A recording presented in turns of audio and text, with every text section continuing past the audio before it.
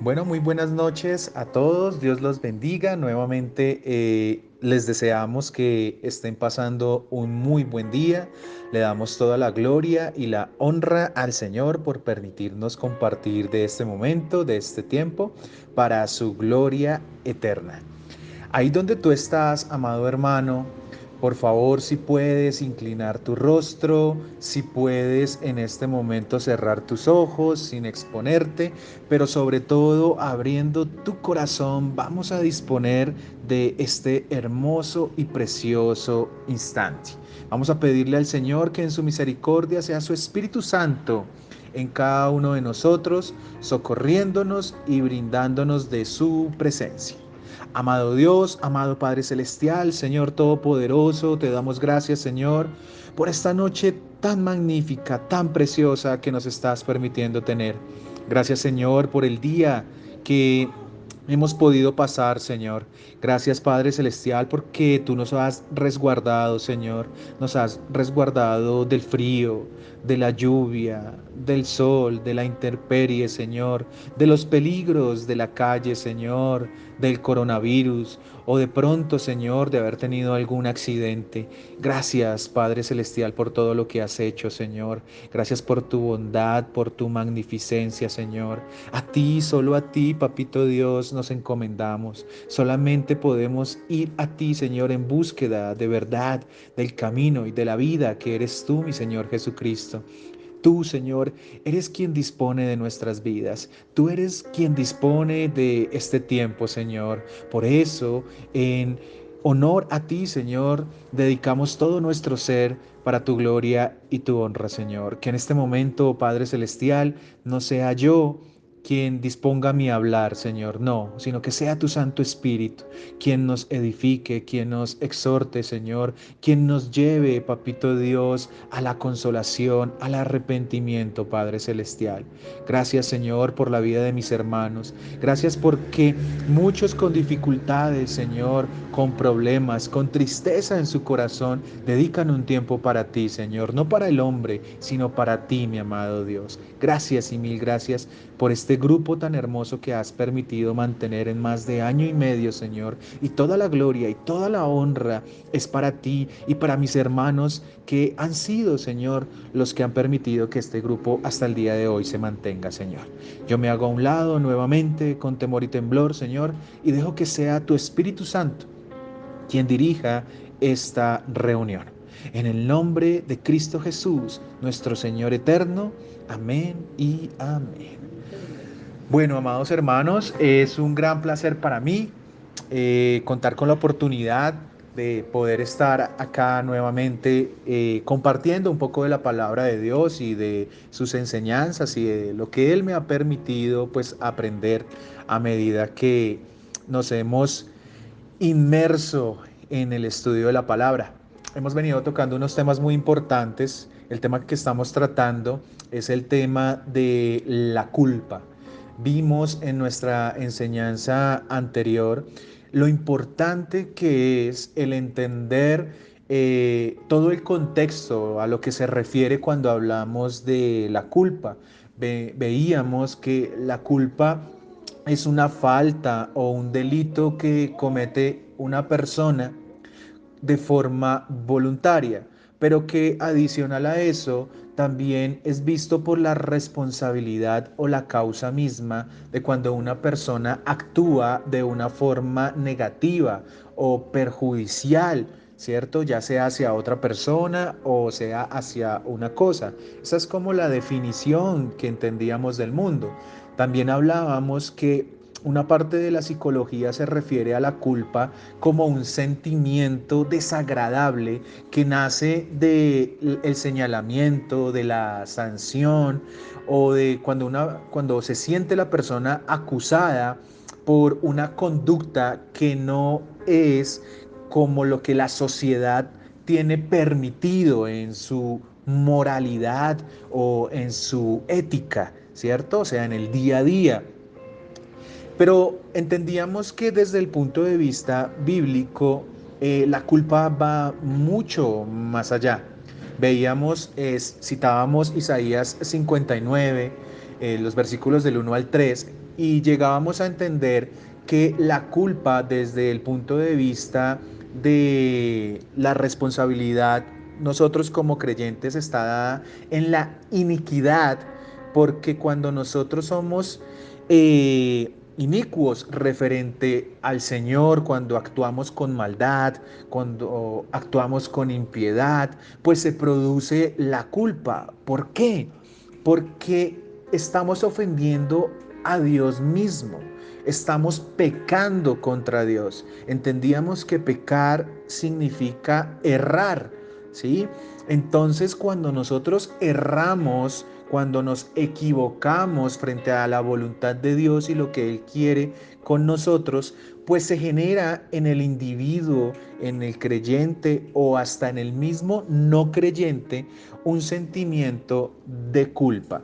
Puede que la persona crea en Dios como puede que no crea, pero lo que entendíamos es que primeramente nosotros somos culpables ante Dios. Veíamos y entendíamos sobre qué es que somos culpables, por qué la palabra de Dios dice que nosotros somos culpables.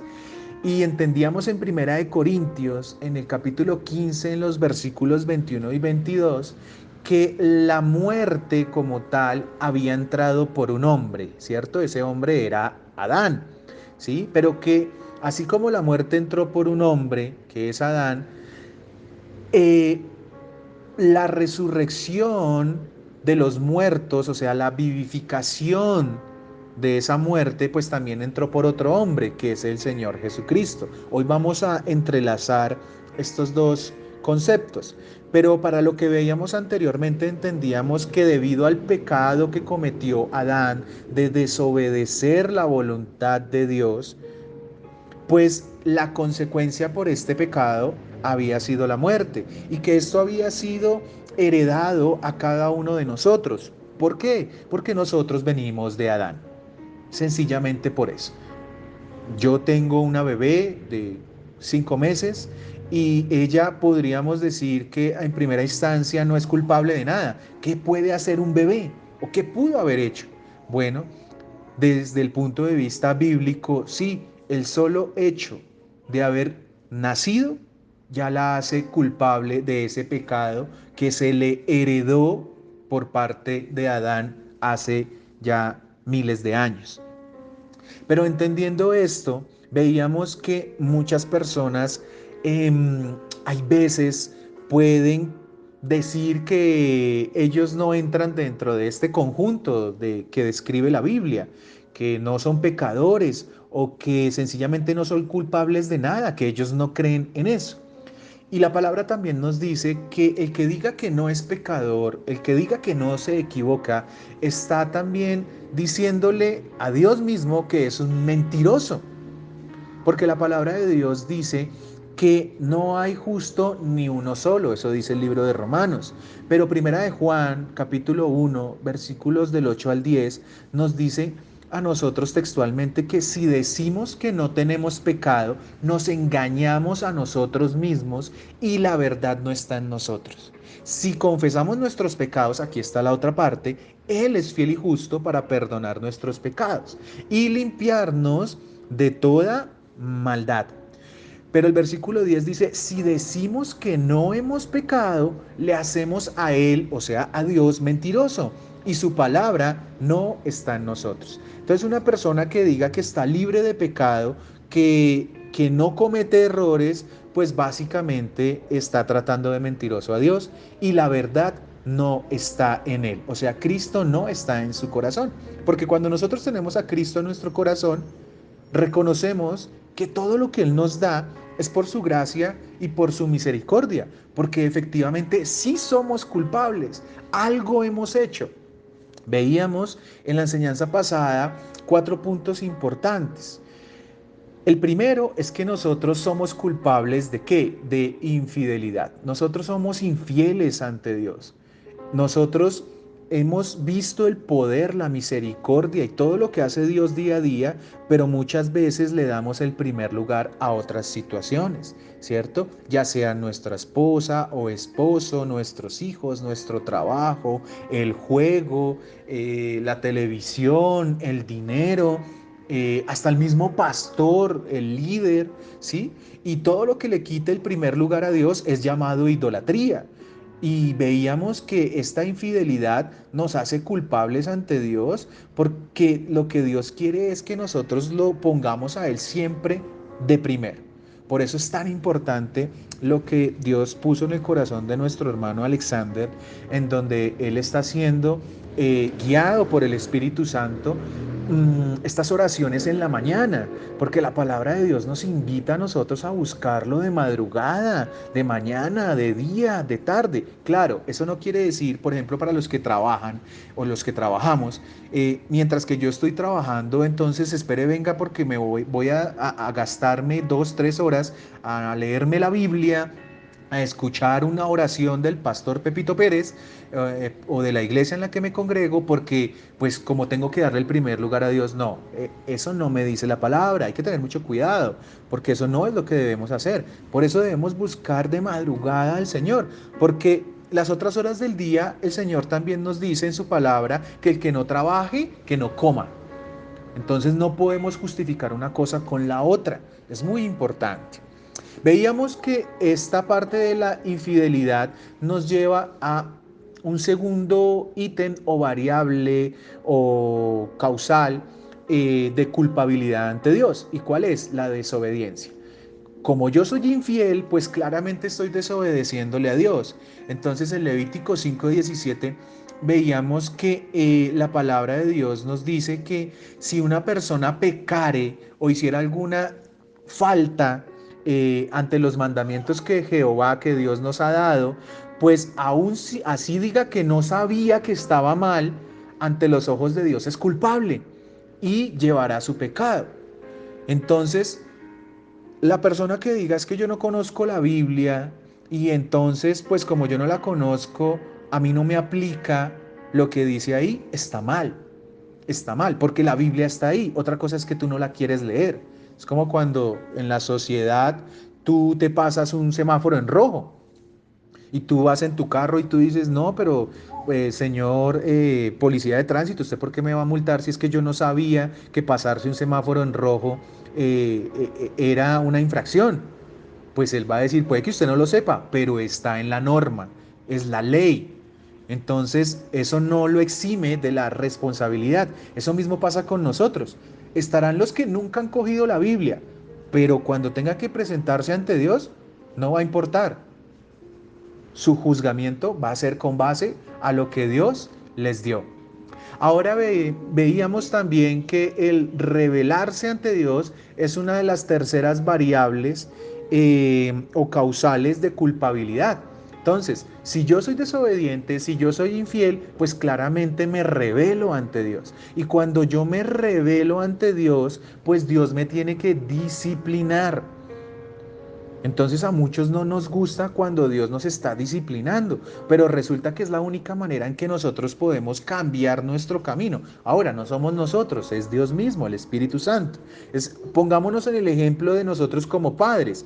Vemos que nuestros hijos están cometiendo, se están equivocando, están actuando mal, pues nosotros como padres los tenemos que disciplinar. Lo digo personalmente, a mí me duele mucho cuando tengo que corregir a mi hijo o a mis hijos.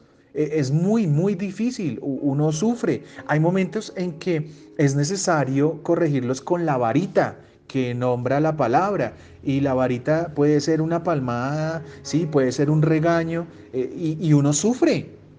Uno sufre cuando tiene que hacer eso, pero verdaderamente entiende que si no lo hace, más adelante la corrección va a ser imposible y que la desviación de nosotros va a llegar a tal punto en que ya no hay forma de poder cambiar eso. Eso es lo que nos enseña la palabra. Y como cuarta razón, veíamos que todo lo anterior nos lleva a que nosotros quebrantamos el pacto eterno de Dios. ¿Y qué es eso que nos describía Isaías 24? Pues básicamente entendíamos de que Dios hizo un pacto no solamente con el pueblo de Israel, sino con nosotros, en donde nosotros nos comprometimos a que Dios iba a ser nuestro Dios, que nuestro Señor Dios Todopoderoso siempre nosotros lo íbamos a honrar como lo que es, como nuestro Dios, pero nosotros hemos roto ese pacto, hemos roto ese mandamiento que se nos dio y pues desafortunadamente hemos tenido que recibir pues la recompensa por eso. La recompensa es la muerte.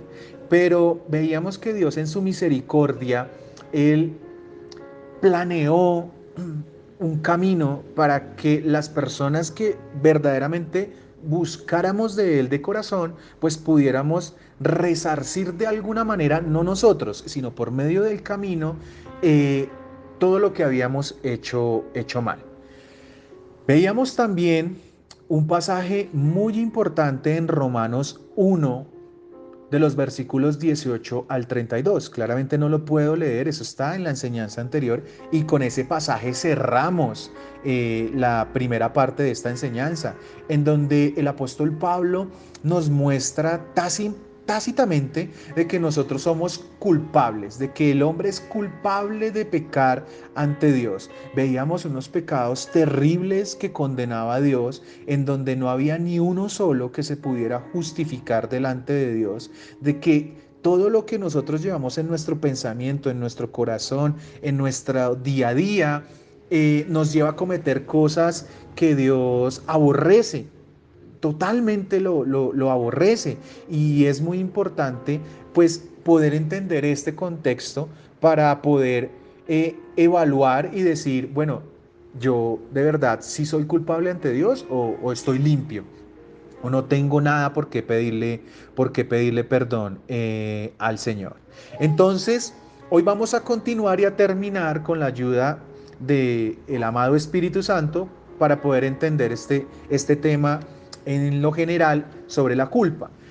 Entendiendo que nosotros somos culpables ante los ojos de Dios, o sea que nosotros sí pecamos absolutamente todos los días ante Dios, hay algo que pasa en la persona cuando la persona todavía no ha recibido a Dios. Se las voy a nombrar primero y después vamos a hablar un poquito sobre cada una de ellas. Miren, ¿qué produce la culpa? Y ahí cada uno de nosotros en su interior y en su corazón debe saber discernir si le está pasando o no. La culpa produce angustia, la culpa produce amargura, produce miedo, produce tristeza, nos hace ver sucios y conlleva a la muerte. Son 6 cosas que yo pude identificar o que el Señor me mostró cuando preparaba esta enseñanza, en que produce la culpa. O sea, ¿qué cosas produce la culpa cuando nosotros la sentimos? ¿Qué es lo que estoy intentando decirles? Que si en algún momento nosotros hemos sentido algo de estas 6 situaciones que les acabo de escribir, claramente nosotros en algún momento hemos sentido culpa. De pronto habrá el que diga todavía a esta altura de la enseñanza, no, a mí todavía no me pasa. Bueno, vamos a ver si al final de la oración, ¿sí? De esta administración, pues todavía sigues pensando eso. Y si es así, bueno, gloria a Dios. Pero si eres como yo, donde reconozco que soy culpable, pues el Señor nos va a ayudar a que eso cambie. Entonces, hablemos un poquito sobre la angustia.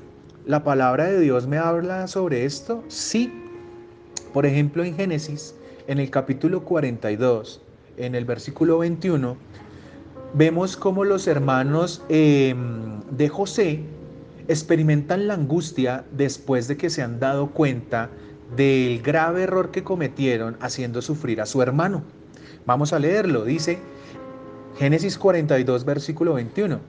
Y decían el uno al otro, verdaderamente hemos pecado contra nuestro hermano, pues vimos la angustia de su alma cuando nos rogaba y no le escuchamos. Por eso ha venido sobre nosotros esta angustia. Para los que no conocen la historia de lo que pasó, pues resulta que los hermanos de José, José era hijo de Jacob. Y Jacob tuvo pues varios hijos, 12 hijos y una hija. Pero resulta que sus hermanos le tenían mucha envidia, exactamente le tenían envidia 10 de ellos.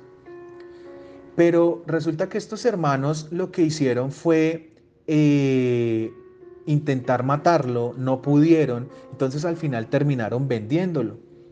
Y esto sucedió esto pasó porque ellos dejaron que la envidia entrara en sus corazones. Y cuando acá se está refiriendo la palabra a que la angustia de su alma le rogaba a sus hermanos, pues José en ese momento tenía 17 años y él era muy joven y le rogaba para que no hicieran esa maldad, pero ellos no lo escucharon. Después de un tiempo, igual los invito a que lean toda la historia, es una historia muy hermosa. Vemos cómo el Señor restablece a José y igual tiene que pasar por unas pruebas fuertísimas, durísimas, pero sus hermanos se vuelven a encontrar con él después de varios años y terminan reconociendo el error que cometieron. Y por eso en este versículo ellos dicen que por eso eso ha venido sobre nosotros esta angustia. O sea, reconocen que la culpa de haber cometido ese pecado ante Dios y ante su hermano, pues los ha llevado a estar angustiados. Ellos en esos momentos pensaban que se iban a morir, pensaban que José se iba a vengar y los iba a matar. Entonces, pregúntate en tu corazón, ¿alguna vez has sentido angustia? Yo hago un chulito. Sí, yo he sentido angustia. Tú mirarás si haces un chulito o dices no. El siguiente punto que hablábamos es la amargura. Entonces la culpa produce amargura, ¿en dónde? Pues en nuestros corazones, ¿cierto? El capítulo 10 de Esdras, en el versículo 1, miren lo que dice. Mientras oraba Esdras y hacía confesión, llorando y postrándose delante de la casa de Dios, se juntó a él una muy grande multitud de Israel, hombres, mujeres y niños, y lloraba el pueblo amargamente. ¿Por qué estaban llorando? Porque ya Esdras había revelado, o bueno, el Espíritu Santo había revelado por medio de Esdras el pecado que había cometido el pueblo de Israel. Habían cometido unos vejámenes terribles. Y entonces el pueblo sabía que era culpable de ese pecado ante Dios. ¿Y qué produjo esa situación? Amargura en sus corazones. ¿Sí? Un dolor tan fuerte que uno no sabe qué hacer. Ahora no sé qué camino coger. ¿Alguna vez te has sentido así? ¿Has cometido un error tan grave que la amargura ha llegado a tal punto de que no quieres ni siquiera vivir? Ahí te vas preguntando, ¿cierto? Sigamos. ¿Qué más nos habla o qué más produce la culpa? Hay algo que verdaderamente es muy importante que aprendamos a manejar y se trata del miedo. Eso fue lo primero que experimentó Adán y Eva, por ejemplo. Si nosotros nos vamos a Génesis, al capítulo 3, los versículos del 8 al 10, lo podemos ver. Miren lo que nos cuenta el Espíritu Santo. Dice, y oyeron la voz de Jehová Dios, ¿quiénes? Pues Adán y Eva, que se paseaba en el huerto, al aire del día, y el hombre y su mujer se escondieron de la presencia de Jehová Dios entre los árboles del huerto. Entonces, después de que pecaron, escucharon a Jehová, a Dios, porque Dios estaba con ellos en el huerto. Y lo primero que hicieron fue, ¿qué? Huir, correr. ¿Será que eso es lo que hacemos nosotros cuando tenemos un problema o una situación de dificultad? Hay veces, ¿cierto? Pero el versículo 9 dice, mas Jehová Dios llamó al hombre y le dijo, ¿dónde estás tú? No era que Dios no supiera, sino que el miedo nos lleva a ser mentirosos. ¿Y qué pasó? Que como desobedeció, empezó a buscar una excusa para no recibir la reprensión por parte de Dios. Pero pues ya sabemos la historia y sabemos lo que pasó. Y el versículo 10 dice, y él respondió, oí tu voz en el huerto, está hablando Adán, y tuve miedo porque estaba desnudo y me escondí. Entonces, ¿qué sucede cuando nosotros tenemos miedo, amados hermanos? Que cuando el miedo entra en nuestro corazón, normalmente nosotros huimos del problema, no lo afrontamos, no le ponemos el pecho. ¿Sí? Esto no quiere decir que es que, bueno, ¿con quién es que tengo que pelear? ¿Qué es lo que hay que hacer? No, sino entender el problema, entender la situación y que la palabra de Dios también me dice que Él no nos va a colocar una carga más grande que la que podamos soportar. Claro, algunos dirán, y es normal y es la verdad, hay cargas que son más difíciles de llevar, de sobrepasar. Pero si Dios está permitiendo que tú pases esa prueba, es porque tú la puedes superar. No te des por vencido, no dejes que el enemigo, que Satanás, te llene de miedo y termines haciendo lo que normalmente hacemos, escondiéndonos y equivocándonos por medio de las mentiras y de las excusas para no tomar el problema, tomarlo de frente y corregirlo por medio del Espíritu Santo. Otro ejemplo del miedo es lo que le pasó a Saúl cuando ya estaba en las últimas y ya su corazón estaba supremamente desviado. ¿Quién es Saúl? Se preguntarán de pronto algunos. Saúl fue el primer rey de Israel y él se equivocó mucho. Él fue ungido por Dios, pero resulta que él se desvió. Él se desvió y desobedeció a Dios, fue infiel a Dios, quebrantó el pacto y actuó en rebeldía. Miren, las cuatro áreas que vimos anteriormente. Y terminó cometiendo errores muy terribles, lo cual lo llevaron a la muerte. ¿Eso dónde está? En Primera de Samuel, en el capítulo 28, en los versículos del 5 al 7, vamos a ver cómo él actuó en miedo. Miren lo que dice la palabra. Y cuando vio Saúl el campamento de los filisteos, tuvo miedo. ¿Por qué? Porque estaban en guerra. Israel peleaba contra los filisteos. Dice, y se turbó su corazón en gran manera. Entonces, cuando nosotros tenemos miedo, aquí adicional a lo que vimos en Génesis, es que nuestro corazón se turba, o sea, empezamos a tomar decisiones erróneas que nos van a llevar a un mayor fracaso que en el que actualmente estamos. ¿Cómo? Versículo 6 no lo dice. El versículo 6 nos dice, y consultó Saúl a Jehová, pero Jehová no le respondió ni por sueños, ni por Urim, ni por profetas. Entonces, ¿qué sucedió? Que como Saúl estaba peleando con los filisteos, como había sido desobediente, pues Dios no le respondió las oraciones. ¿Alguna vez has orado a Dios y sientes que no te contesta? ¿Sientes que lo que le hablas como que se queda en el vacío? ¿Como que las oraciones se quedan en el techo y no pasan? Hay que revisar qué está sucediendo.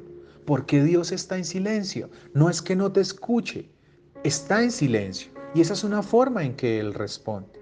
El versículo 7 dice, entonces Saúl dijo a sus criados, buscadme una mujer que tenga espíritu de adivinación. Entonces miren, como Dios no le contestó, ¿qué dijo Saúl? La vio muy fácil y dijo, bueno, entonces voy a llamar a una mujer por allá, a una profetisa, a una espiritista que venga y me diga a mí qué es lo que tengo que hacer.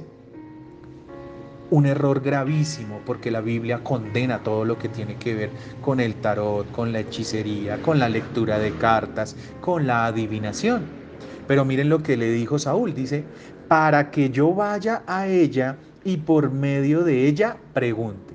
Y sus criados le respondieron, he aquí hay una mujer en Endor que tiene espíritu de adivinación. Si ustedes siguen leyendo todo el capítulo 28 de Primera de Samuel, van a saber qué le pasó después a Saúl, qué le sucedió.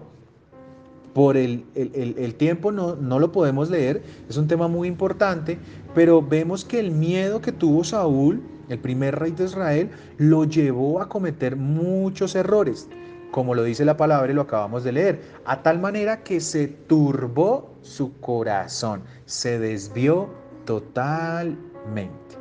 Pero bueno, ¿qué otra situación produce la culpa cuando está dentro de nosotros?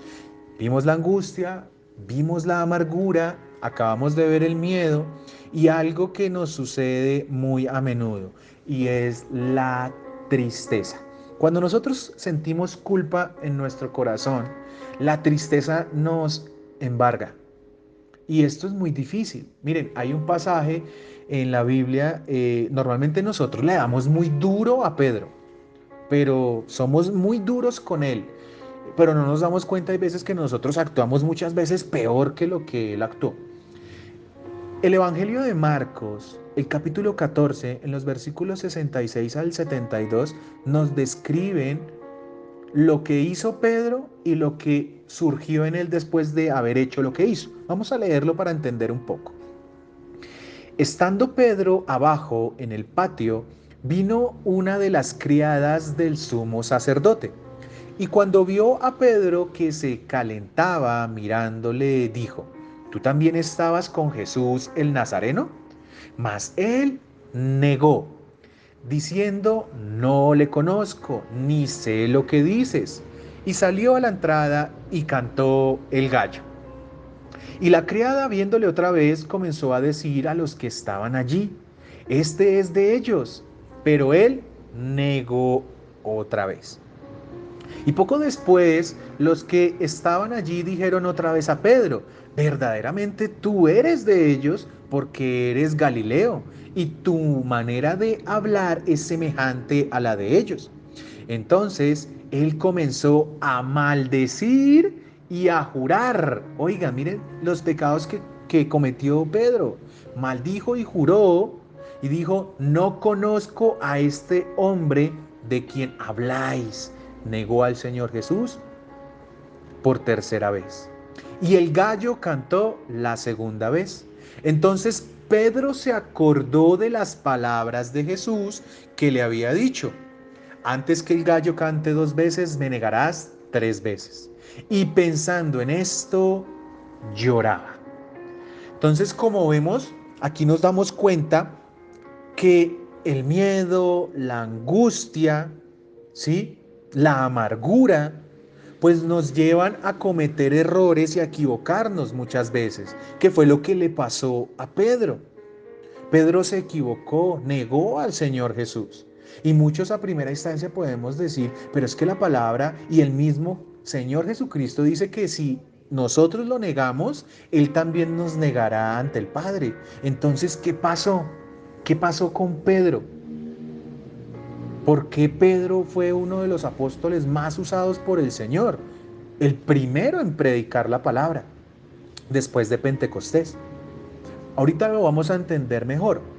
Pero el punto aquí es que nos demos cuenta que cuando nos equivocamos de la manera, no solamente como se equivocó Pedro, sino como nosotros lo hacemos día a día, esto nos lleva a cargar tristeza en nuestro corazón.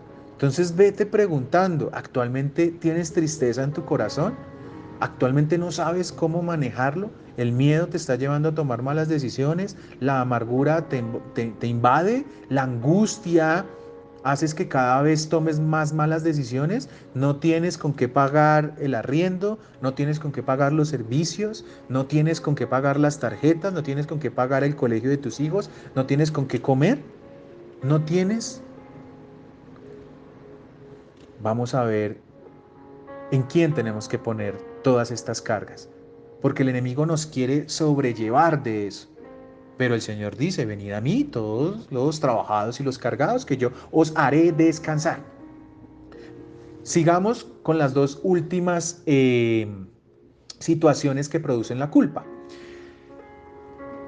Después de todo lo que acabamos de ver, hay algo que casi nosotros no reconocemos.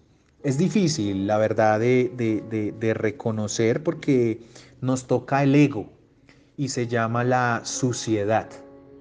Nosotros, cuando somos culpables de pecar ante Dios, nos volvemos o nos ensuciamos.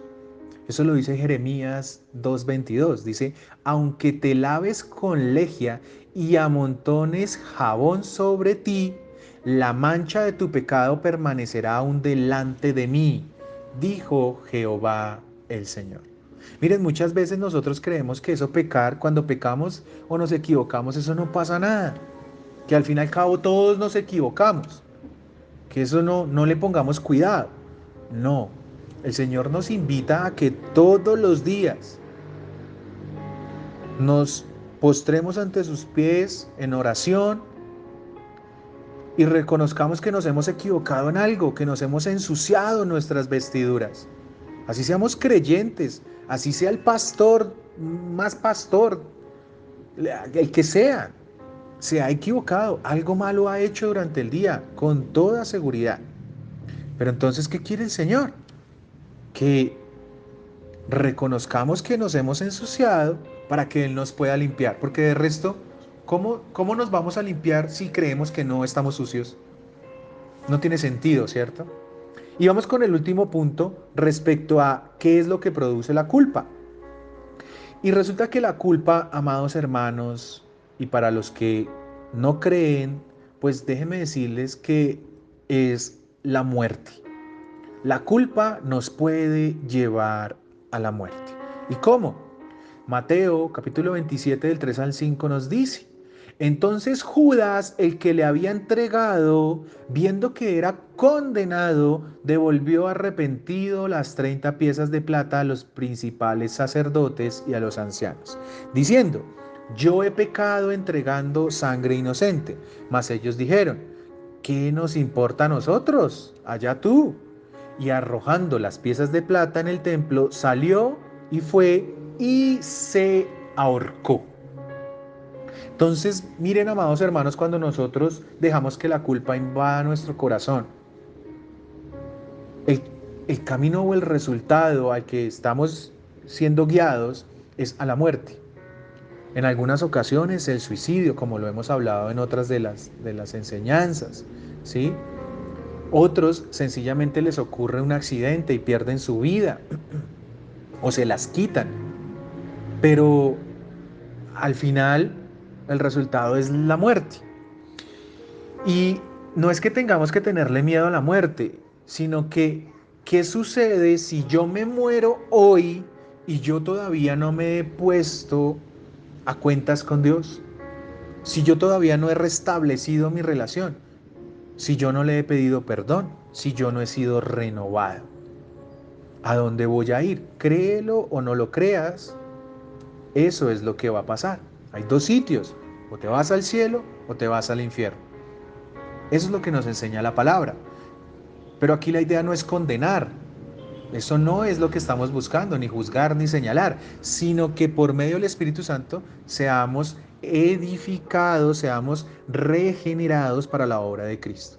Entonces todos dirán, o nos estaremos preguntando, como en una pregunta, respondiéndonos a la misma vez, ¿no? Eh, bueno, soy culpable, entonces ¿quién es el que me puede liberar? Pues Cristo, amado hermano. Cristo es el único que te puede liberar de la culpa. Que todo lo que tú tienes hoy en tu corazón, que todo eso que te está creando dentro de sí, esa amargura, esa angustia, esa tristeza, ese dolor, esas ansias de no seguir viviendo, hasta llegar a pensar en quitarte tu vida por tantos problemas que tienes o por tantas equivocaciones que has cometido, no lo hagas. Para, detente y tómate un tiempo para analizar lo que Dios nos trae en estos últimos minutos. Juan capítulo 8 del 3 al 11 nos dice: entonces los escribas y los fariseos le trajeron una mujer sorprendida en adulterio, y poniéndola en medio le dijeron: maestro, esta mujer ha sido sorprendida en el acto mismo de adulterio, y en la ley nos mandó Moisés apedrear a tales mujeres. Mire lo que le estaba diciendo. Tú pues, ¿qué dices? Mas esto decían tentándole. ¿Tentando a quién? A Cristo, para poder acusarle. Pero Jesús, inclinado hacia el suelo, escribía en tierra con el dedo. Este es un misterio que quiero saber. Me lo dijo un hermano que amo mucho en la fe, y nunca me había detenido a leer qué estaría escribiendo Cristo ahí. Versículo 7. Y como insistieran en preguntarle, se enderezó y les dijo: el que de vosotros esté sin pecado sea el primero en arrojar la piedra contra ella. E inclinándose de nuevo hacia el suelo, siguió escribiendo en tierra. Pero ellos, al oír esto, acusados por su conciencia, salían uno a uno, comenzando desde los más viejos hasta los postreros, y quedó solo Jesús y la mujer que estaba en medio. Enderezándose Jesús y no viendo a nadie sino a la mujer, le dijo: mujer, ¿dónde están los que te acusaban? ¿Ninguno te condenó? Ella dijo, ninguno, Señor. Entonces Jesús le dijo, mira lo que hoy te dice a ti y me dice a mí, el Todopoderoso, ni yo te condeno, vete y no peques más. Amados hermanos, miren, este pasaje es muy hermoso porque es un pasaje de restauración. Muchos lo toman para enseñar que no hay que juzgar y está muy bien, pero aquí lo más importante es que Dios, Cristo mismo restaura, que no importa el pecado que hayas cometido. Cuando digo no importa, me refiero a que si te arrepientes de corazón, el Señor te puede perdonar, te puede ayudar. Él es el único que puede perdonar pecados, no los hombres. Pero ¿cómo? Arrepintiéndote. Es la misma manera. ¿Y por qué sucede esto? La palabra de Dios, amados hermanos, nos muestra que Cristo es nuestro sacrificio perfecto. Con el mayor de los respetos, quiero decirte a ti, amado, si profesas alguna religión diferente, si eres católico, si eres budista, musulmán, islámico, como te quieras denominar, pero has puesto tus ojos en alguien o algo diferente de Cristo, pues nunca vas a poder experimentar el verdadero perdón. Nunca vas a poder experimentar la regeneración por medio del Espíritu Santo. No lo vas a lograr. Porque la Biblia nos muestra que solo Cristo era el único que podía sacrificarse por nosotros. El libro de Hebreos, en el capítulo 10, en el versículo 1 y 2, es muy claro. Para los que intentan salvarse por obras. ¿Qué sucede, amados? Hay dos maneras que el hombre ha buscado o ha intentado encontrar por medio de ellas la salvación, ¿cierto? Porque al fin y al cabo esto conlleva a la salvación, es el punto final. Hay un camino que dicen unos que son las obras, o sea, que lo que yo haga en la vida, si yo lo hago bien, entonces Dios es bueno y justo y Él me va a perdonar si yo obro bien. Pero ese camino no es. Hay otro camino que es Cristo por medio de la fe, en donde me dice que si yo creo en Él de corazón y me arrepiento, Él me hará salvo, con solamente creer de corazón, que no necesito las obras para ser salvo. Las obras son una consecuencia de que yo ya fui salvo, que es diferente, pero las obras no me salvan. Entonces el libro de Hebreos lo explica. Les quería dar esta pequeña introducción para entender el versículo.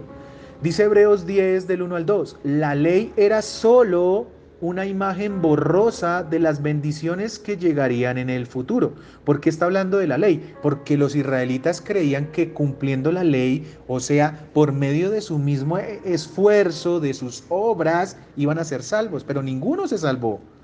Por la ley ninguno se ha salvado.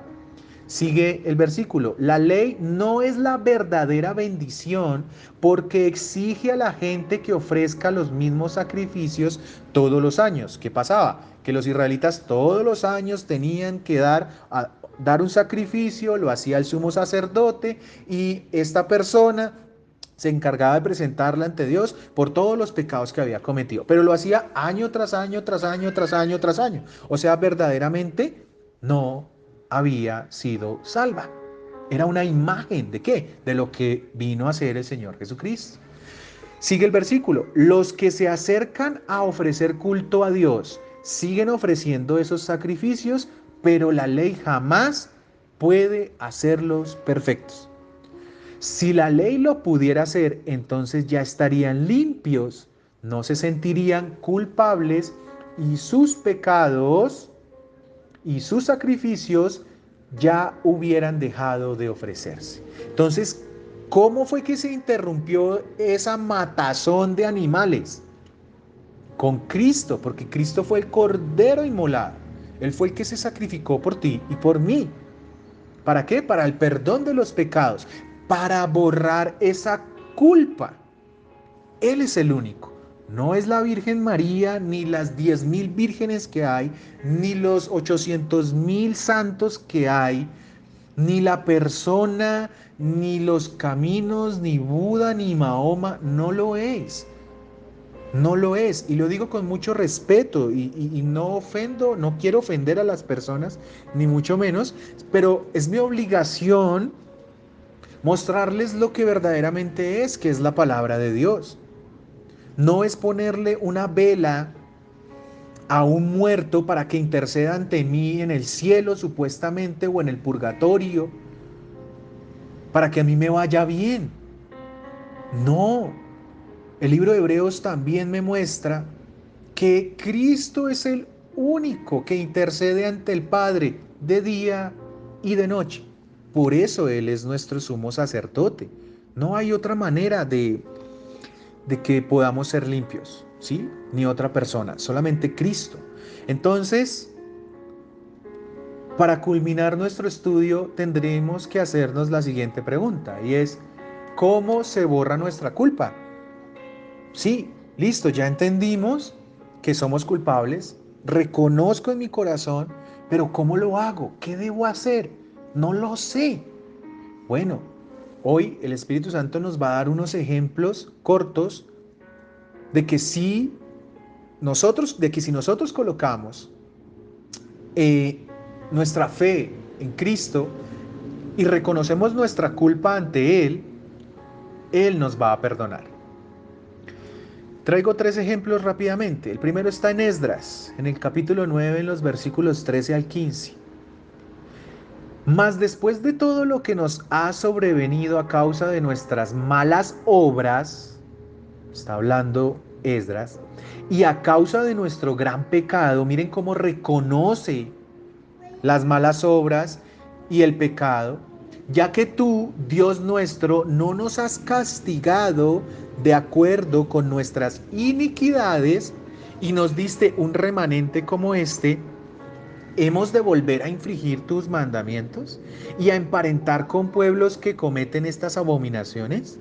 ¿No te indignarías contra nosotros hasta consumirnos sin que quedara remanente ni quien escape?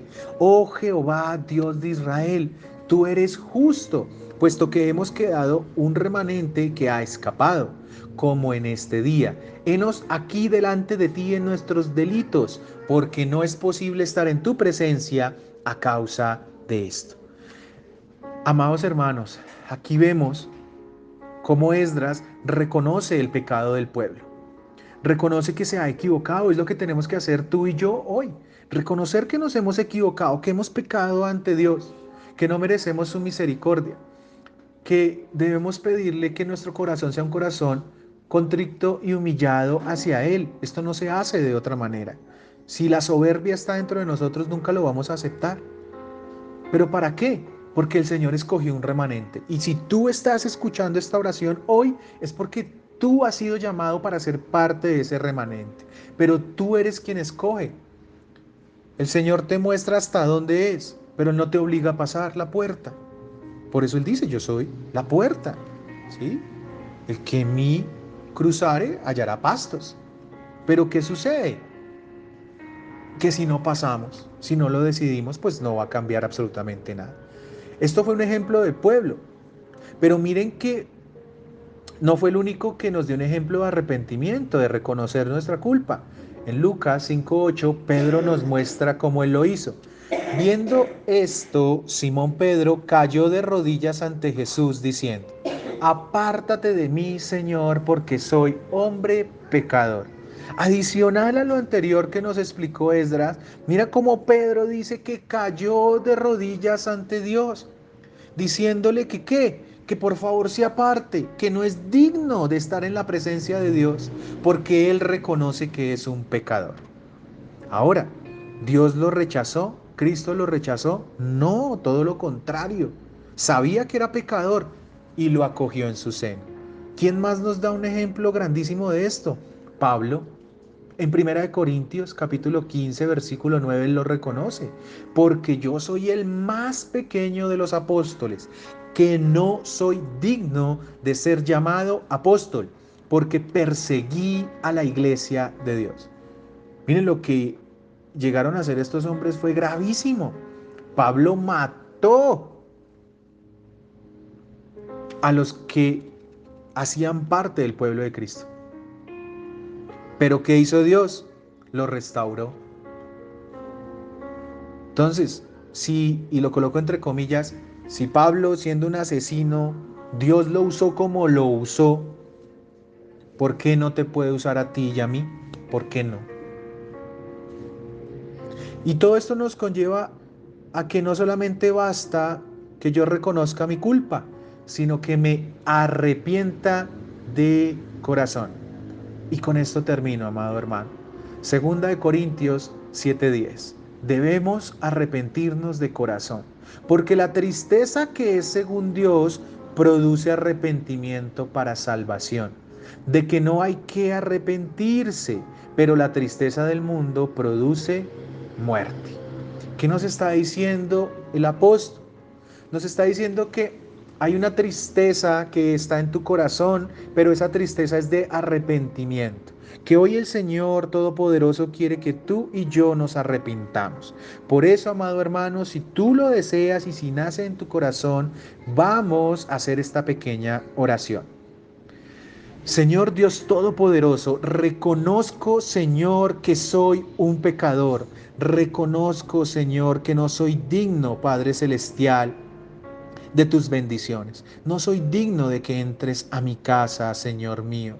No soy digno de una palabra tuya. No soy digno de que inclines tu oído, Señor. Reconozco, Padre Celestial, que día a día me equivoco, Señor. Reconozco mi injusticia y mi iniquidad. Pero, Señor, estamos aquí con temor y temblor, suplicándote, Papito Dios, perdón. Te pedimos perdón, Señor, por todo lo que hemos hecho, por lo que hemos sido conscientes de que nos hemos equivocado, como de las cosas que no sabemos que hayamos hecho mal, pero que tú sí sabes, Señor. Perdona las ofensas a nuestros hermanos, Señor, a nuestra familia, a nuestros esposos, a nuestras esposas, a nuestros hijos, a nuestros amigos, Señor. Perdónanos por actuar mal frente a nuestros enemigos. Perdónanos, Señor, porque muchas veces actuamos peor que las personas que están en el mundo y aún así nos llamamos cristianos. Señor, Dios mío, te reconozco, Señor Jesucristo, como mi Señor y como mi Salvador. Hoy, Padre Celestial, quiero reconocer que dependo de ti, Señor. Quiero ser una nueva criatura en Cristo Jesús, Señor. Limpia mi corazón, limpia mi alma, Señor, y úsame para tu santísima obra. En el nombre de Cristo Jesús, te amamos, Señor, Dios Padre Celestial. Amén y amén.